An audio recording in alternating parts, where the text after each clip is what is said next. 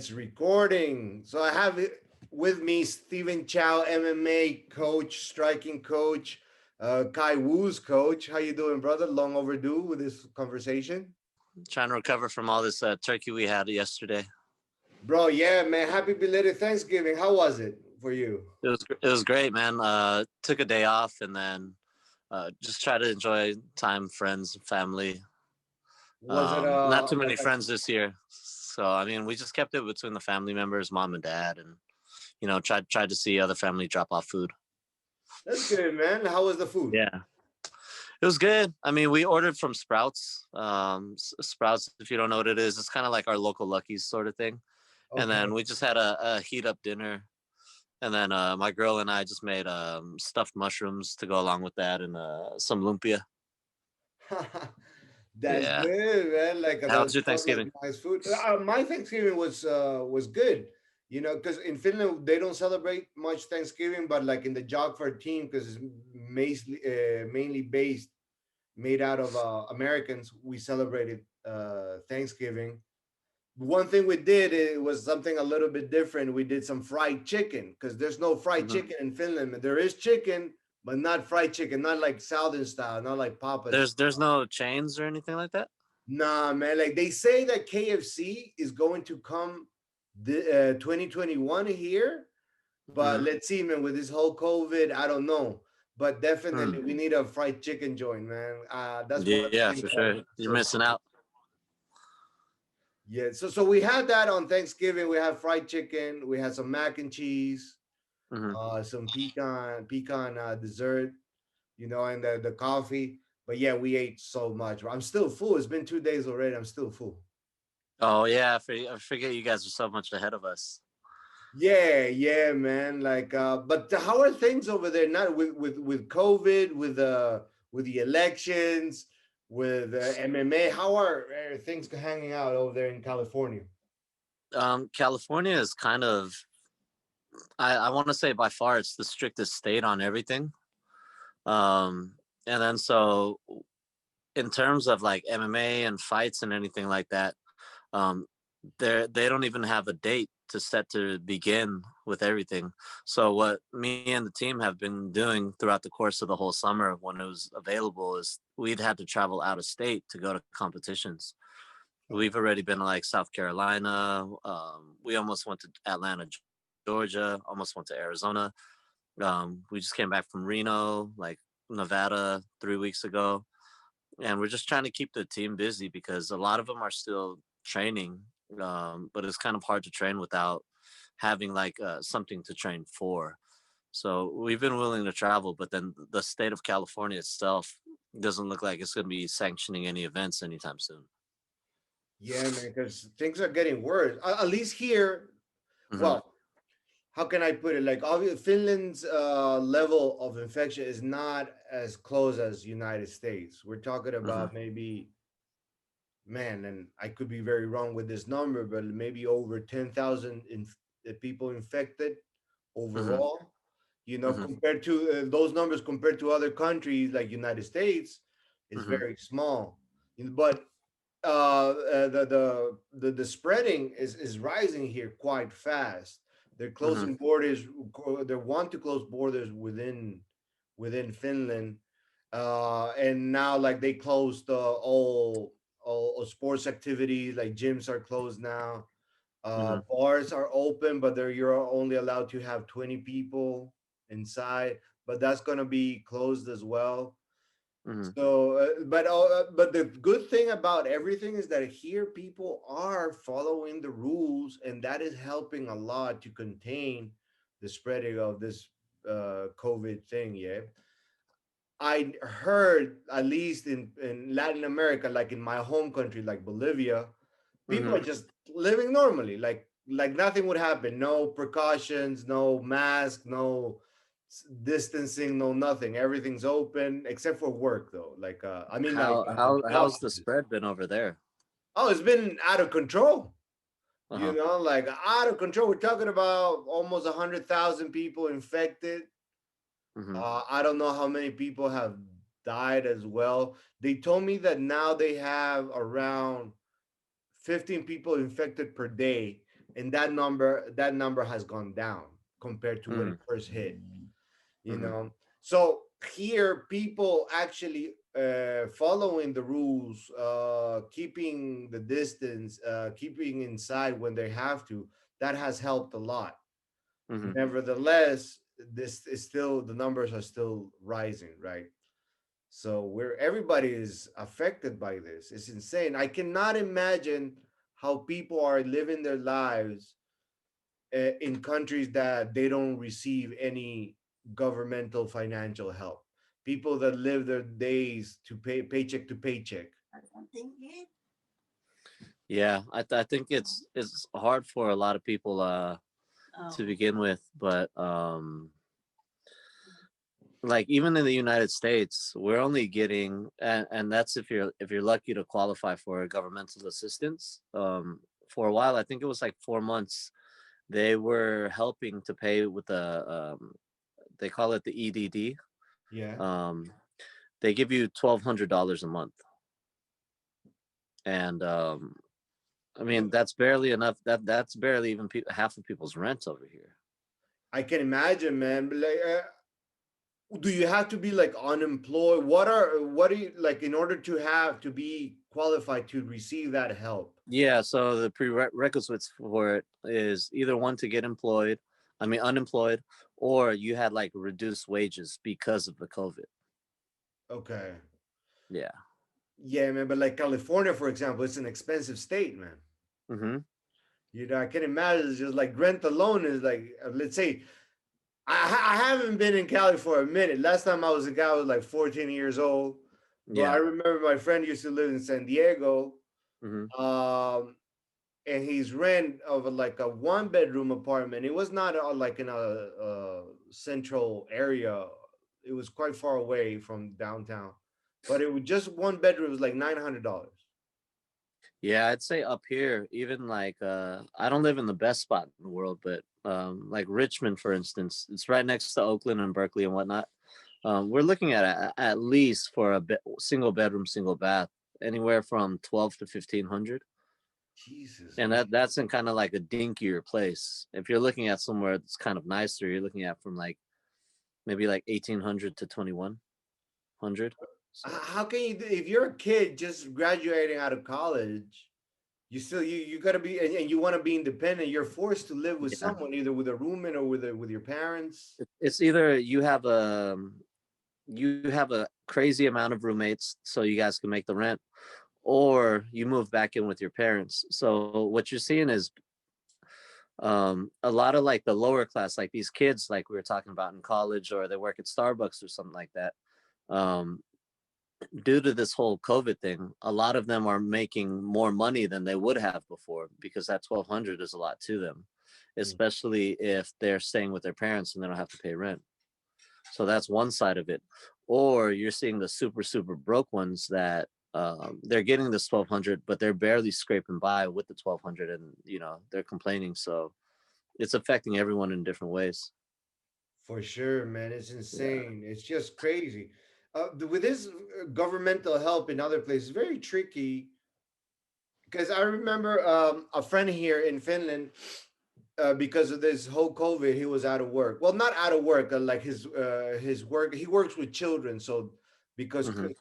schools closed and everything, he was not working. But he was Hmm. receiving financial aid. But he Hmm. was telling me that it's something. It feels that it's more comfortable to just receive financial aid from the government because of taxes and everything. Take away the whole pandemic situation aside, uh, Hmm. he would need to work full time, obviously, to earn what he does. But now, without doing anything, he was earning pretty much a little bit the same, like maybe like 30% difference from his salary.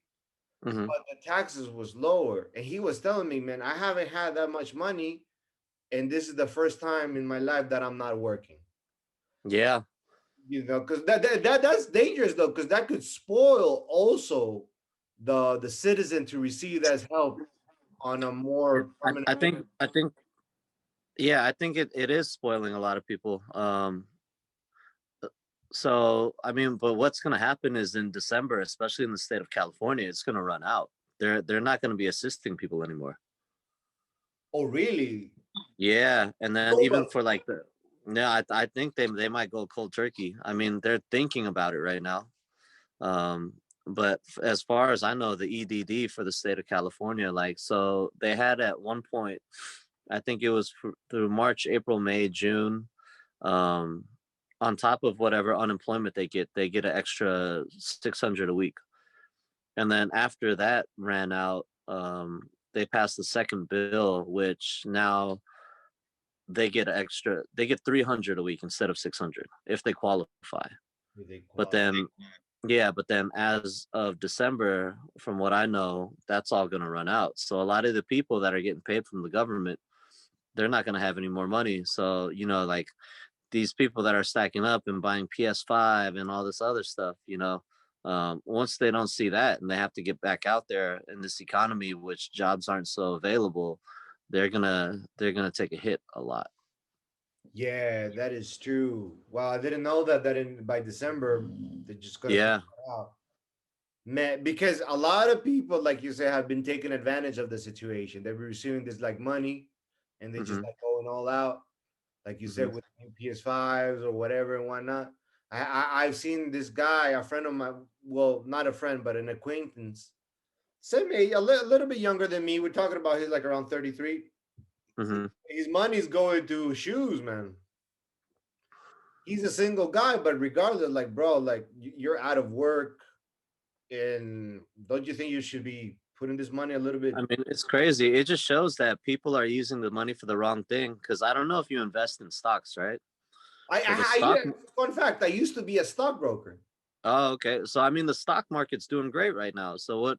So what does that show? Is that people are putting money back into the economy, but where's this money coming from? When really, you know, that you would think they'd be saving it all, but because people are splurging on all these different things, stocks are skyrocketing right now. So That is true, though, but unfortunately, it's just the percentage of people that are unaware of how the stock market works is very, very high. You hmm. know, they are either completely oblivious of the whole concept, or they just think that they're just going to lose their money, or Yeah. they have that mentality that if they invest like $100 on Apple, they'll be millionaires by 3 months. So Doesn't work like that. it's very funny though. But like, if people will be more, especially young people, now that there's like a big wave of young entrepreneurs rising. Hmm. United States has Silicon Valley, one of like the biggest business startup incubators in the world, or I think it's the biggest one. Hmm. Even though like people should have more information on how invest their money, especially in these times, like you say, people that know are invested, we're putting it back into the economy. Hmm. Like what I'm saying is like that's the people that actually have that info, that are aware, they know how to play that money. Hmm. But a kid like around 20 to 30 years old might not have that knowledge. Maybe Yeah. their stockbroking knowledge might be like watching the movie Wolf of Wall Street. Who knows? Hmm. That's how it is. A lot of Yeah. people. I remember when I first became a stockbroker. Hmm. Many I met so many people that were wannabe stockbrokers that were not working in legit companies. You know, they didn't have a Series 7 license and all that. Um, but like those people, they were completely oblivious of all the information that is required to make a profit out of Hmm. all this, you know. And like those wannabes that I was telling you, their motivation was at that time that they have watched either Wall Street the movie, or what was this movie called, it was one of my favorite movies, Boiler Room. Have you seen it, Boiler Room? Boiler Room. Yeah, yeah. It's an older movie. Old movie, man. Yeah, yeah. Yeah. I'm talking about back in 2008 is when I was in that scene, not in the boiler room scene, but in like Starbroker scene. But that boiler room movie was a Hmm. huge catalyst for many people to want to have that living, you know. So they Hmm. think, okay, as soon as I'm on the phone and talking about money, I'm gonna be this huge rich kid like living it up with all this fancy stuff, but it wasn't like that at Mhm. all. So once they got hit with reality, they left the game. Because Mhm. stockbroking, as my experience was, it was a lot of fun, super exciting, but it was difficult as well. You know, like the most difficult things for me was keeping up with current events and how those current events affected uh, Mhm. the economy of the place that you're located. In this case, for example, United States. Mhm. So that would be smart investment. Are you making any smart investments at this time? I usually just let my stuff sit in index funds. Like I'm more concerned right now, not concerned, but primary area of focus right now is is the gym and just growing it. So I've been putting all my time and energy into that and the fighters. So So this is your gym we're talking about. yeah, Your gym, man. What's your gym? Where's it located? it's in Hercules, California. The name? Omni Movement.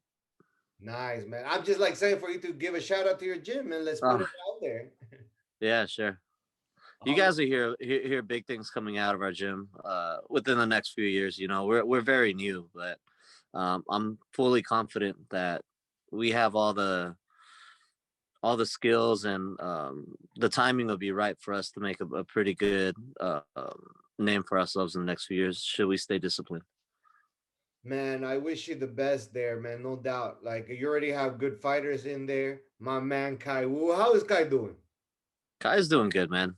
He would be doing even better if he had a few fights lined up, but it's tough Okay. right now. Yeah, man. Everybody's like pretty much on a call, like waiting for that call. A lot of I fighters think that I've been talking about is trying to stay fight ready, just waiting for that call.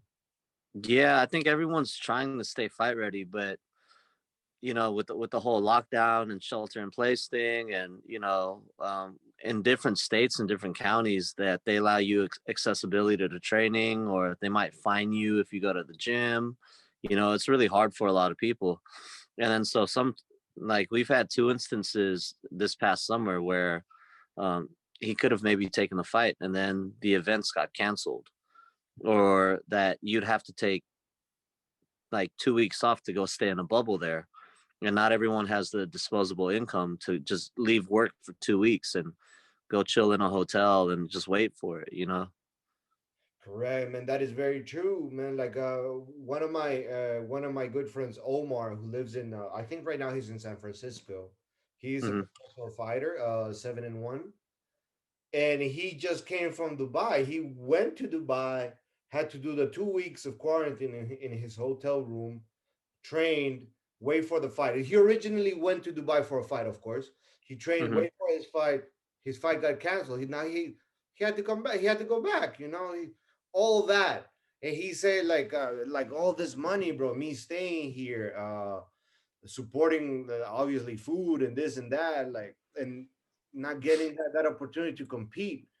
Yeah, especially some How are fighters, they don't you? have all the sponsors. So Well, I have to admit, I don't want to give names, but their management company really sucks, brother. Like they just concentrating on specific guys who are more the owner of this sports management agency apparently used to be really good friends with a good UFC fighter back in college. I think they were roommates, and that's how mhm, they and this guy only pays attention to the fighters that are in good with this UFC fighter. The mhm, other fighters that are not in good with this guy are not in contact with this guy are in the management roster, but they're just not mhm. taking care of them. Got it. Your video is out, brother. Oh man. Okay. Give me 1 second. I'll try and get back on. No worries, man. Let's see. Is it back on? Okay. Cool. We are back on. Yeah. Sorry about that. No worries, man. So like I was saying, yeah, it's just hard, And how do you keep your fighters motivated during these times? Um, you know what? Luckily for like for the fighters, amateurs or pros, a lot of the promoters are hurting, and they want to put on shows, but so they're always looking for fighters. So I'm always gonna be like, oh, we'll try and put you in this, or let's train for this event. Whether the event ever comes to fruition or not, or happens on the exact date that they plan for, they really understand that the fighters really understand whether the fight or not goes through. It's really out of their hands. But most of the good fighters, they know that they should always be in shape in the first place, and that they shouldn't just be training when there is a fight coming up. Yeah. So luckily for me, I have a really good group of fighters, and they don't ever really just need the motivation. Like they live a pretty good lifestyle, and they're always training. So Oh, then that makes it easier, man. Because hmm I can imagine if you have, let's say, a kid who's so eager to fight, he has all the potential and everything, hmm but just doesn't have that patience, you know? yeah, I mean, we get a lot of them. Like I've got a kid who just turned 15, been training him since he was 10 and a half. Wow. Um, he's getting ready to make his amateur debut, and we were looking for events. I think he was getting ready for nationals for USA Boxing in Louisiana. Um, but then, 2 weeks ago, because of the outbreak in California, the mom decides to pull him, and it's like, hey, I'm kind of scared about this whole thing. And it just so happens like this week that event got canceled. But Oh, we spent like the whole summer getting ready for it, so it's wow. just one of those things, man. Just crazy, man. I'm literally without words. It's just like it affected so much. hmm And 'cause I remember like that you mentioned like a kid. I was one of those kids who was so eager to fight. It was so fun for me. hmm Like I was like, I want to fight. I want to fight. I remember with my coach, my first kickboxing coach, when I started competing. I hmm told him from the get go, listen, man, I want to compete. I want you to prepare me for competitions. I want to fight. They're like, yeah, bet. So he was like training me hard. It was good. I learned a lot. But at some point, I got frustrated because time was passing by. For me, it was a hmm long time, but we're talking about like 6 months passed by, nothing. 8 months hmm passed by, nothing. Then I was getting frustrated. I was like, man, what's up? I was losing motivation because Oh, okay. I was thinking, man, this coach is not paying any attention to me. hmm Maybe, and I started looking for other gyms to go to and everything. And it's hard here in Finland, and it's for a foreigner because I don't know the local language, and my Finnish skills are very very basic. I can have a conversation with a 3, maybe a 4 year old, you hmm know. But Got it. yeah, that's why I was sticking with that coach because he is a British coach, so he speaks English. So I was Oh, gotcha. and then at some point, I just like talk to her, like, man, I'm waiting, I'm training, I'm doing tour days and everything. You don't tell me anything. And he was like, listen, man, if I don't talk to you, it's because you're doing something right. You just need to be patient. hmm And that really, really bothered me, pissed me off every time everybody would tell me, you got to be patient. I would uh, come home, I would tell my girl, man, this guy, this, and then she would tell me the same. You got to be patient. I'm like, fuck. I was yeah. just like getting mad. It took it took me. He made me train for 2 years before I had my first fight. Oh, wow. But I am glad today that he made me wait because I was insanely prepared for that fight. Yeah, You for know, sure. because before that I had kickboxing fights in my home country, and the hmm level compared to Bolivia and Finland is like worlds Night and day. you know.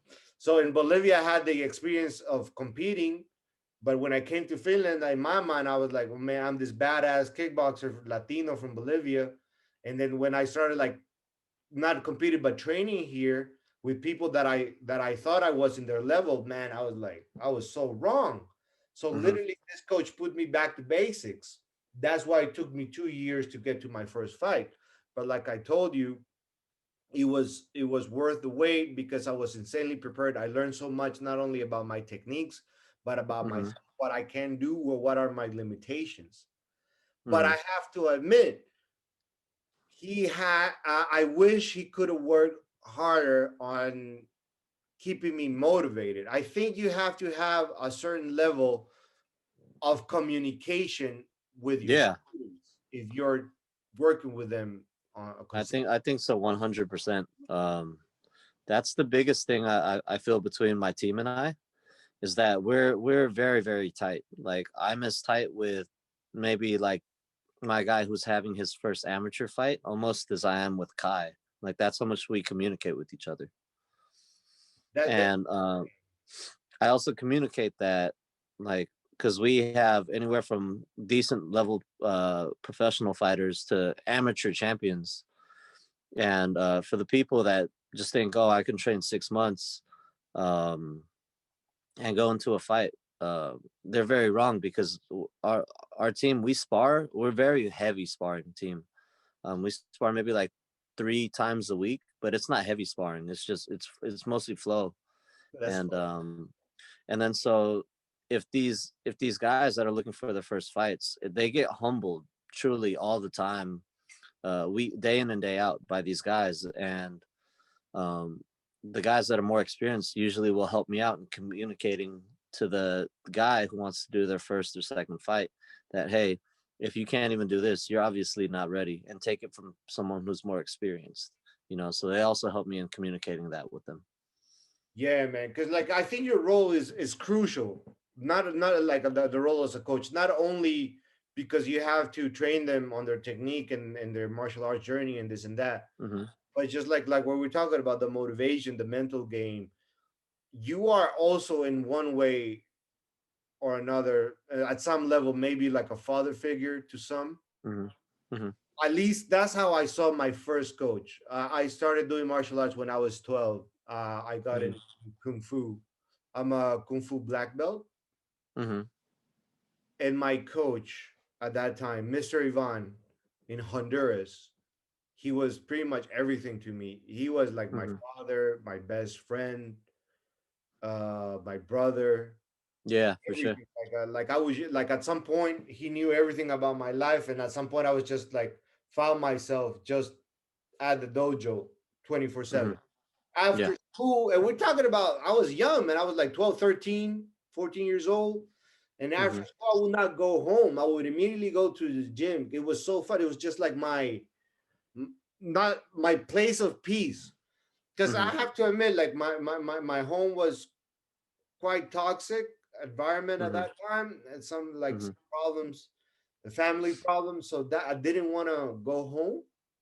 But Hmm. I was lucky that I had that place to go to, and I was even luckier that I had that coach that would welcome me with open arms, not just let me stay, but train me and talk to me and guide me as well. You know, Gotcha. like I remember Hmm. also many times that I had competitions abroad that I had to go Hmm. to Guatemala, El Salvador, Venezuela. I didn't have the money at that time, and he would pay for me. Hmm. You know, and even though through my trajectory in martial arts, I have found many good coaches, I never built a relationship like I built with that person. You know, do you? I'm For assuming sure. you have certain similar bondings with your students. I do. I feel I'm one of those coaches that because I had a lot of coaches growing up. I started boxing when I was 10, boxed all the way till I was 19. Didn't start Muay Thai till I was about like 17 and a half. Didn't decide to go on to it until maybe I turned 20. And then and then from 20 to 23 fought and decided to start coaching at 23 just because poor management, coaches, and whatever else it is. But I feel like nowadays, and even back then, when there are a lot of different kinds of coaches. I've for sure had a lot more bad coaches than good coaches, Hmm. and it reflects how I coach now. Like I feel like I'm very open to communicating with my students and letting them train elsewhere when they want to, and especially in terms of cross training and sparring. I don't believe like my gym has it all. I have everything that you could ever want at my gym. I have every person you could ever spar with at my gym. I Mhm. encourage them to go elsewhere and learn different things. And if they come back, then they come back. And I'm not saying that like it makes them disloyal, but it's very common for, let's say I'm a Muay Thai guy that I go to Thailand and I train at several different camps to get their styles, and then I bring my knowledge back home. Does it necessarily mean that I represent all those camps? No, I'm just going there to learn. And that's where I feel in the United States a lot of the coaches get it twisted, is that they'll be from my gym, Omni, right? And maybe once or twice a week they're going to my buddy's gym, let's just call it the dojo, Mm. and they feel like a need to represent both, or they feel like they're not no longer loyal to just one gym. Well, I don't feel like that's the case. um and I felt like in my own personal experience, if any one of my coaches would have been that good to me, that no matter else where I would have went, I would have always gone back. Yeah, And it's just like if you have a super hot girlfriend and you tell her she can't do anything and she can't go out with her friends and this and that, and you'll give her everything. Of course she's going to want to venture out and see other things and this and that, you know. I take that same philosophy into what I how I am with my students. man, So that with the analogy of the hot girlfriend, that's quite interesting, but it's very accurate, very very accurate. yeah. Because yeah, that for example, there are coaches that encourage the student to go train, go, at least not to go train somewhere else, but like to get that experience in another gym. To, like you say, Hmm. have that cross trainings, man. One day do some boxing here, get some experience Hmm. inspiring some guys from that gym, and this and Hmm. that. And then you get coaches that, no man, you got to be here, you got to represent the colors, 100%.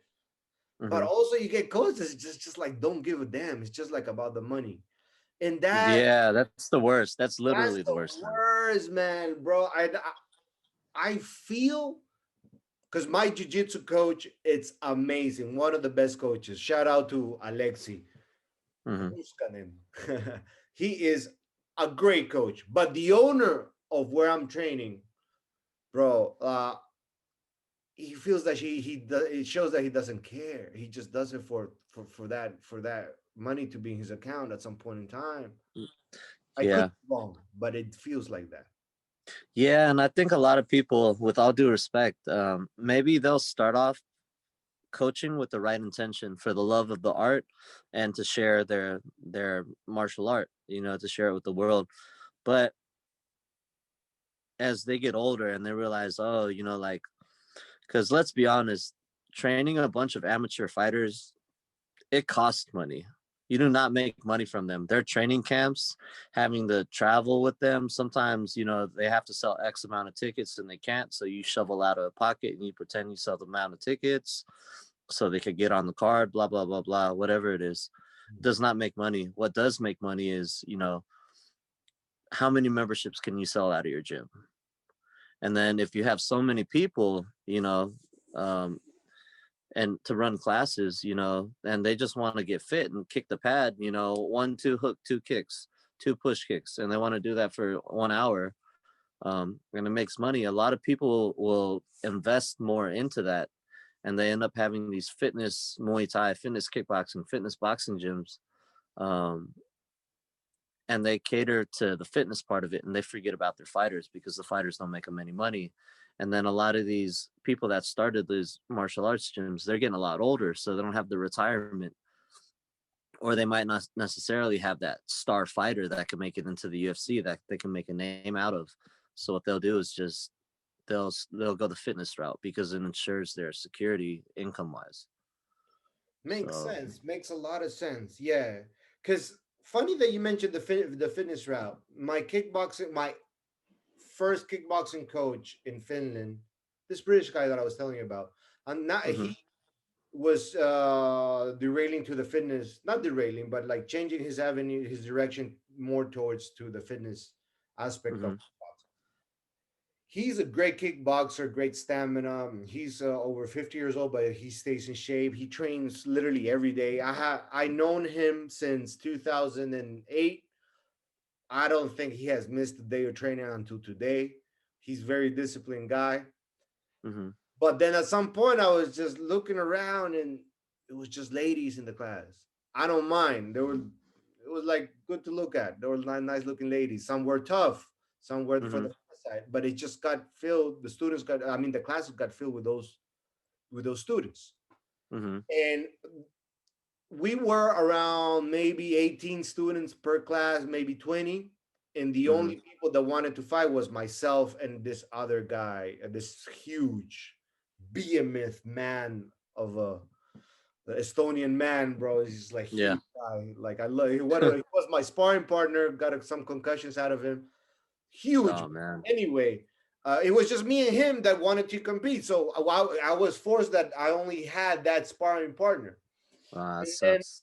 and then I was noticing that it was getting popular and more popular. And then I noticed we were not working much on the footwork. We were not working much on the head movement and this and that. We're just working on the stamina and on the 1-2 front kick or 1-2-3 side kick to the head and this and that. And we'd make those repetitions during like 3 minutes and then change sides. And that was it. Don't get me wrong. That was a great workout. Helped me a lot with my, Yeah. helped me a lot with my technique and my strength.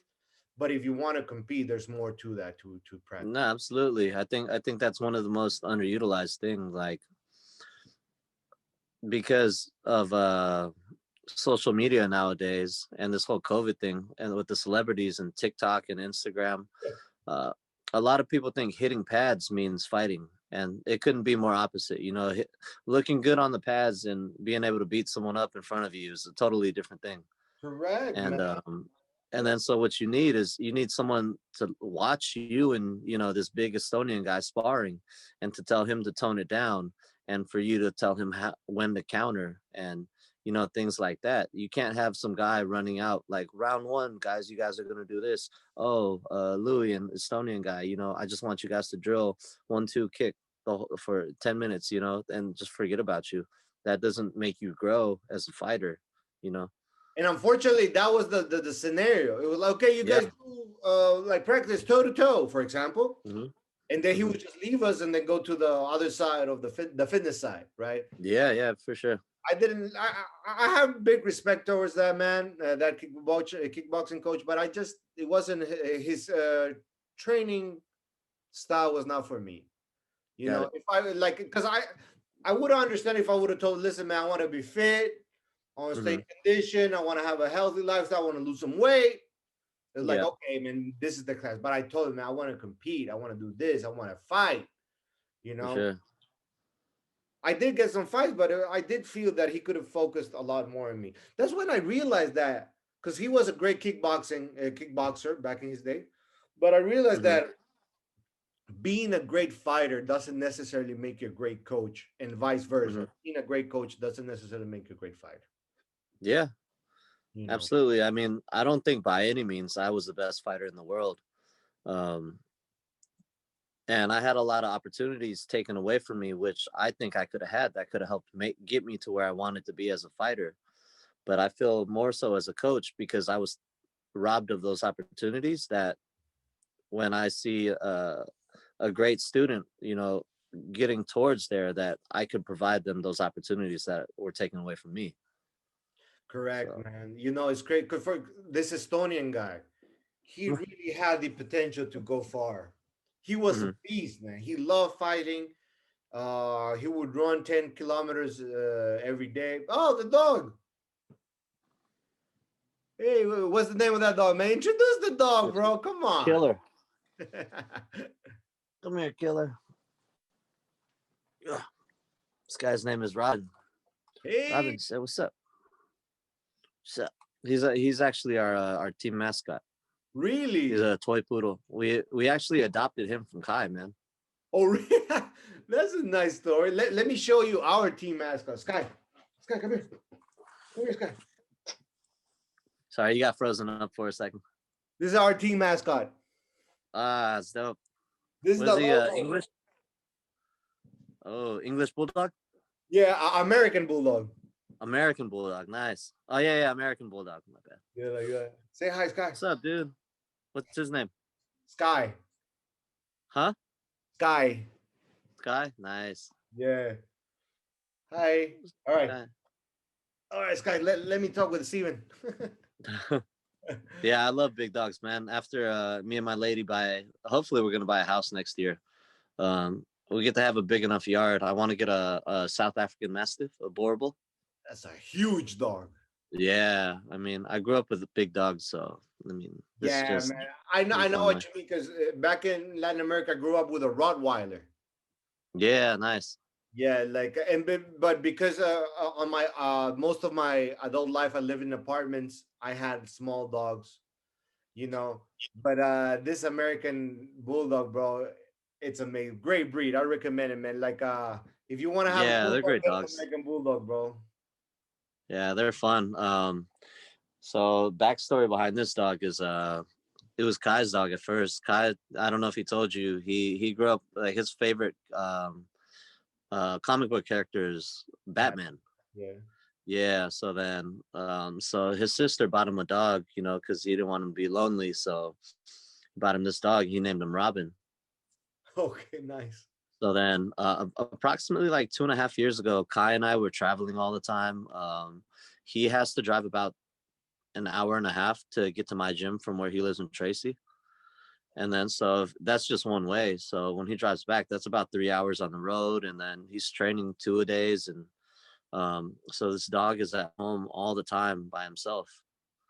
So when Kai and I started going to Taiwan all the time, he needed someone that could take care of the dog more. So my lady's dog had just passed away not too long ago, and we were talking about adopting a dog. So we went ahead and adopted Robin from him. Man, that's nice. I'm more amazed of that dude traveling 3 hours. Man, you want to talk about commitment, right? Yeah. Um, no one can. I mean, people could say what they want, like, oh, he had everything handed to him, or he's with a great coach, or he's naturally gifted, or this and that. I think a lot of people, they don't see all the people get to see on TV.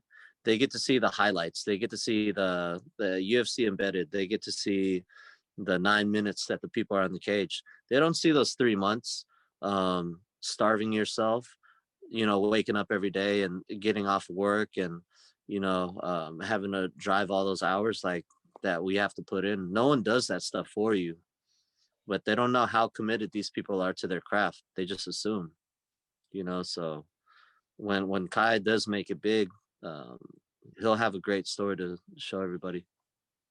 Man, and that is so true. Because just the fact to drive 1 hour and a half for training, Hmm. just that shows a lot of commitment that he loves the sport. He's in it for the long haul. Hmm. Many people are great fans of the sport. They train a lot, but they wouldn't do that. They wouldn't go that extra mile. No, no way. Uh-huh.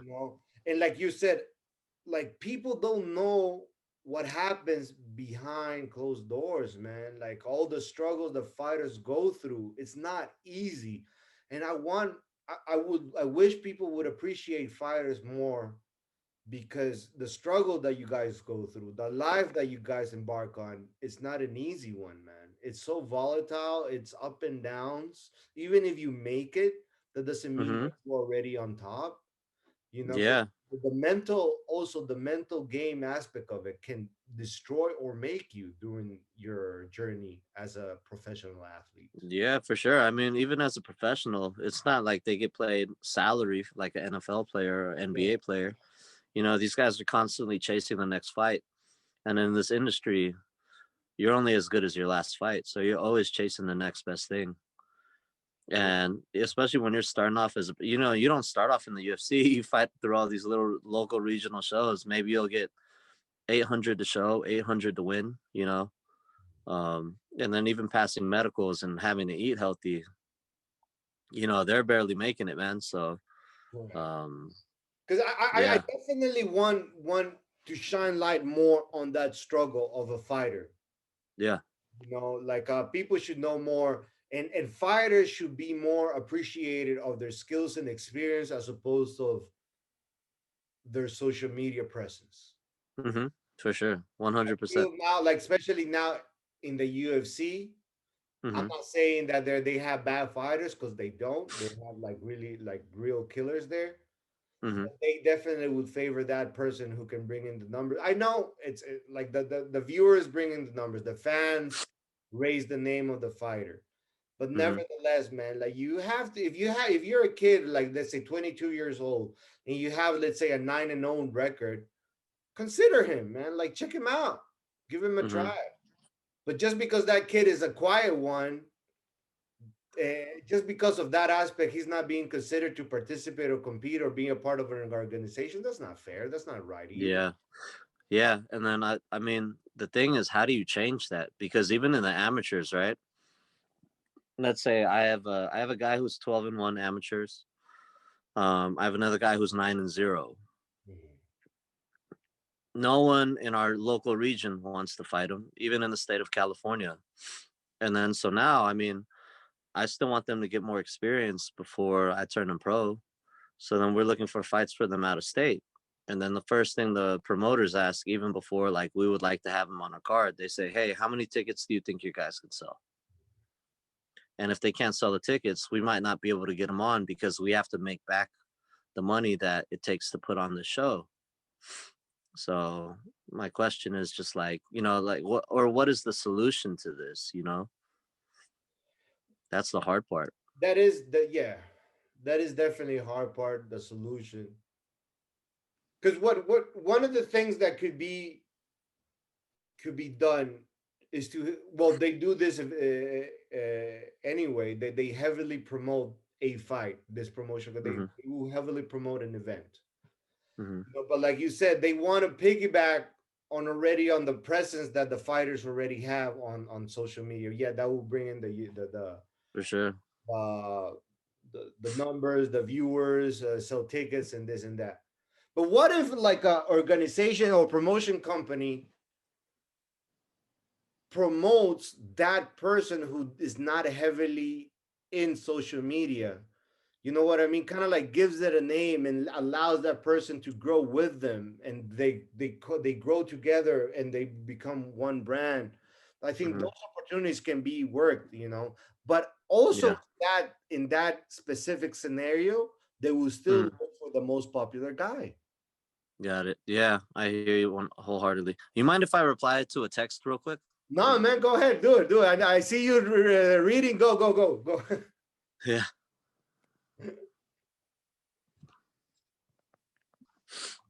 No worries, bro. So we're back. But yeah, man, it's a tough life for fighters, man. And you started in boxing, right? Yeah. And boxing, that's a beautiful sport, I have to admit. Yeah, it's fun. It Super is fun. fun, bro. I'm a heavyweight. I mean, I never boxed, but I'm a heavyweight in pretty much in everything because I'm a big dude. Hmm. Yeah. My point to this is that like I'm very much interested on the heavyweight fighters. Hmm. Tyson Fury, man. Yeah. I love speaking of struggles and journeys. He's one great example. A guy who was very big. He was out of shape, depressed, having suicidal thoughts. You know, all of a sudden switched, got in shape, got back in the game. That's an impressive man right there, man. All the struggles he has gone through, especially with the depression, because Hmm. just the fact that to have a thought that you don't deserve to be in this world is heavy, man. It's concerning as well. Yeah. And the box, he says the sport of boxing saved his life, man. Hmm. It's crazy. It's just, what do you say? What do you think? Man, I'm not to throw any names out there. I have a guy, in a very similar situation that I train. And he's bar none, one of the best athletes that I've ever worked with. And if he ever makes a big one of these days and he could tell a story, I think it'll be huge. Um, and especially like through this time right now, like I've lost 4 friends through this whole pandemic thing that have committed suicide. Yeah, I'm so sorry, So, bro. it's extracted a huge toll on a lot of people, you know. And I'm just thankful that I have something that people can kind of have like they consider it like an out, like they can look forward to something, you know, that gives them something to do, like to get out of the house, or Yeah. to maybe meet a new friend or be part of something. So yeah. Xavier, your dog okay? Yeah, it's just he barks at everything, and then we have a lot of my lady and I have a lot of people that live with us. So yeah, people are just coming in and out, and he barks at every little thing. Right now that Yeah, your dog was barking, mine got up. It's like, okay, who's there? Who's there? yeah. I wonder if they understand what each other are talking about. Man, they have a theory that they do. They even make this memes like those two dogs barking, and the subtitles is like, "Hey, fuck you too." It's Yeah, like, yeah, yeah, I seen that. yeah, man. But yeah, bro, like boxing, man, like going back to the heavyweights. Uh, what's the name of the guy who just lost against Wilder, against Fury? Deontay Wilder? I know Yeah, his Deontay last name is Wilder. Wilder. Deontay, right? Hmm. Yeah, Deontay. Bro, it makes me laugh all the excuses that he comes up with to why he lost that fight. Yeah.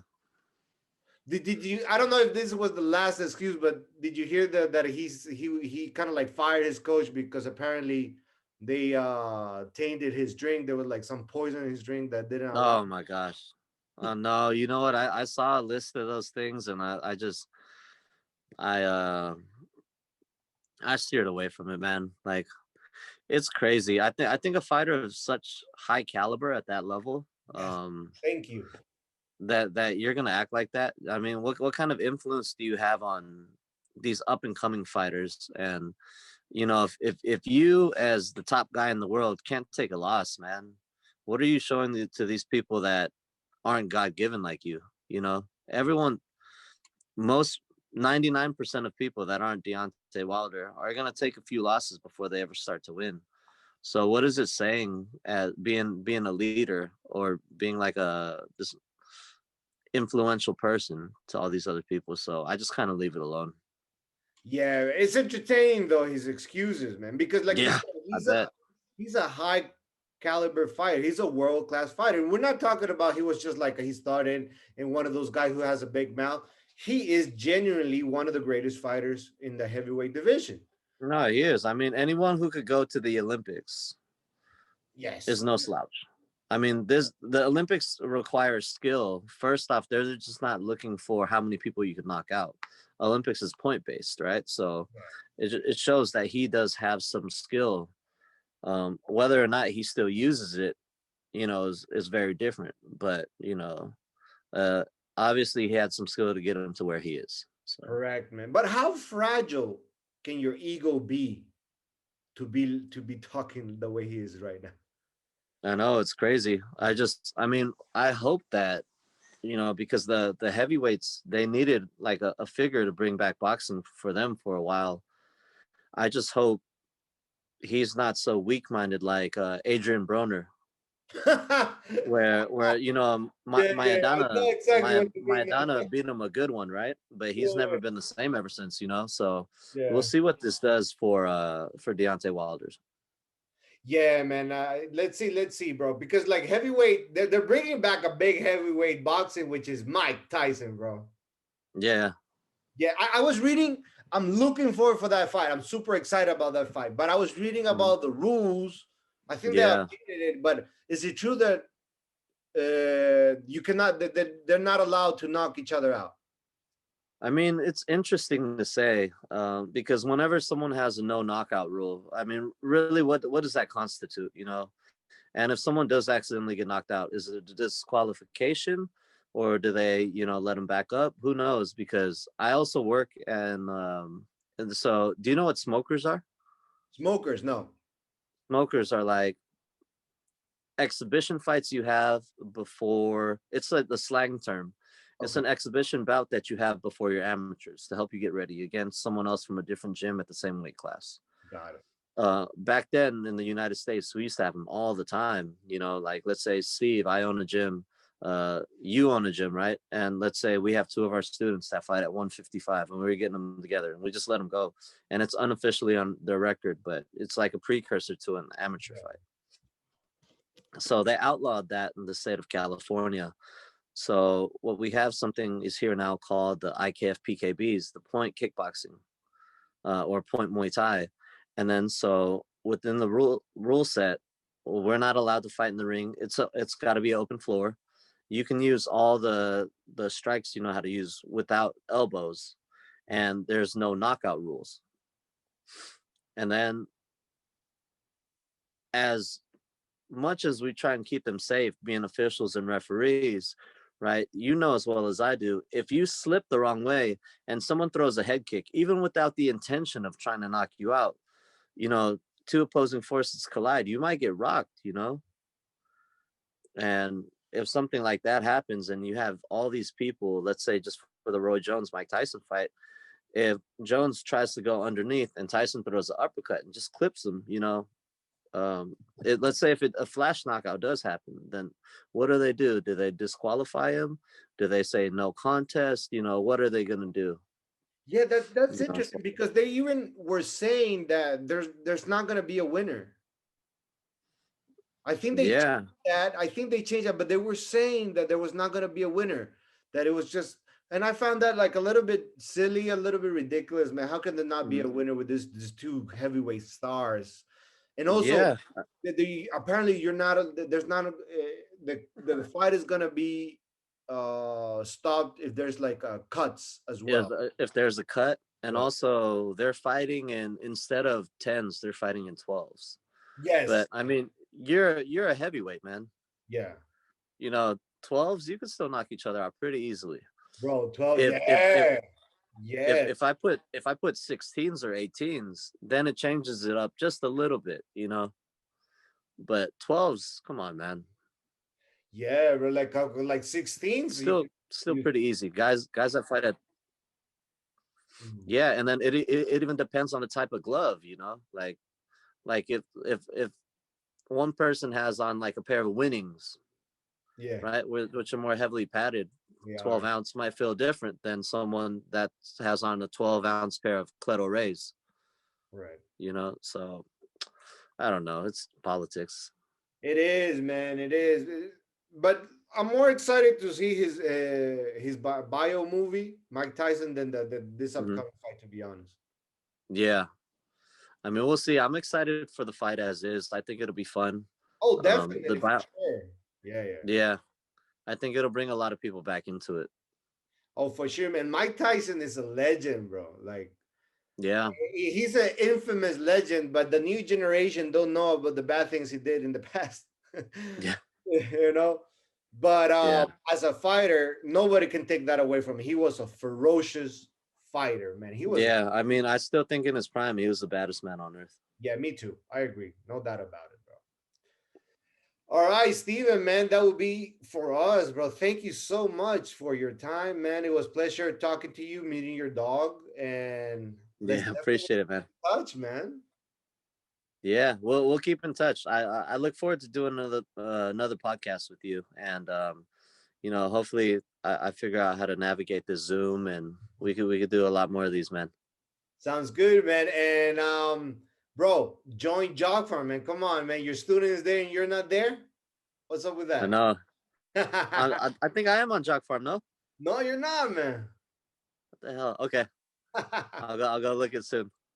And before I let you go, brother, you want to give any shout outs to someone or someone's? Um, no one in specific, man. Just shout out to our gym, Omni Movement. Be on the lookout. We look forward to making a lot of noise in the upcoming years, and I appreciate you having me on. Oh, man, you're welcome. It was a pleasure, man. You take care. Have a great day, brother. Bye, my bro. All right, bro. Take care, man.